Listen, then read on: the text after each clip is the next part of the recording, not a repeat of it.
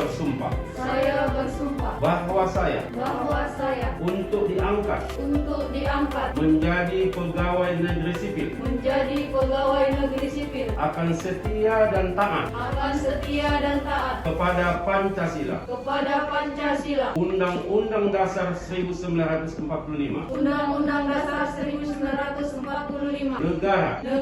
dan pemerintah, bahwa saya akan menaati segala peraturan perundang-undangan yang berlaku dan melaksanakan tugas kedinasan yang dipercayakan kepada saya dengan penuh pengabdian, kesadaran dan tanggung jawab,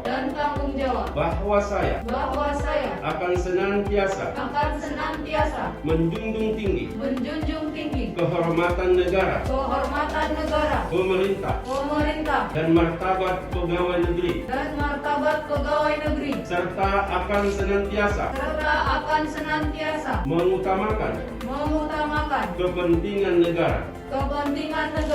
daripada kepentingan saya sendiri,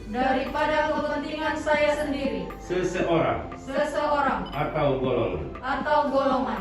bahwa saya akan memegang